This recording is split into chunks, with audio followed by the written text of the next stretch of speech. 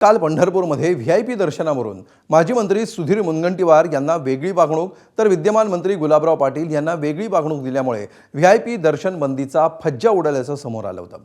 पंढरपूरमध्ये विठ्ठल दर्शनासाठी आलेल्या भाजप नेते सुधीर मुनगंटीवारांनी नाराजी व्यक्त केली आहे। सर्वसामान्यांना झटपट दर्शन मिळावं यासाठी विठ्ठल मंदिरातील व्हीआयपी दर्शन पूर्णपणे बंद करण्यात आलं होतं।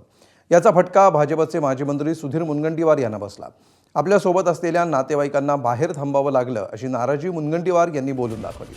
मात्र शिवसेनेचे मंत्री गुलाबराव पाटील लवाजम्यासह मंदिरात दर्शनासाठी दाखल झाले, त्यामुळे मंदिर प्रशासनाच्या भूमिकेवर प्रश्नचिन्ह निर्माण झाले।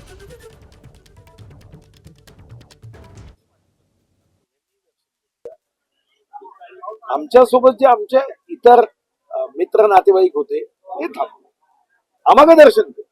मी जिल्हाधिकारी महोदयांनी मला व्यक्तिगत रीतीने वाटतं, जेव्हा त्यांना फोन येतो तेव्हा त्यांनी नम्रपणे हे सांगितलं पाहिजे की आता नका येऊ, 2 महिने एवढंच। जसं या अगोदर आम्ही कधीच येत नव्हतो, आता यावेळी त्यांनी म्हटलं की तुम्ही दर्शनाला या म्हणून मी आलो, नाही तर मी तर गर्दीत कधी येत नाही। मी दर्शन घेतलं, पण या ठिकाणी साहजिक आहे, नागरिकांना या ठिकाणी दर्शन मिळालंच पाहिजे।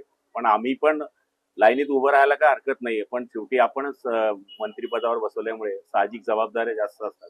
आता मी सुद्धा 12 तास प्रवास करून आलोय, उद्या आणखी मतदारसंघात जायला 12 तास लागणार आहे। तर शेवटी थोडी इच्छा नसली तरी सुद्धा दर्शन घेण्याकरता आम्हाला विनंती करावी लागते आणि ते प्रशासनालाही मान्य असते।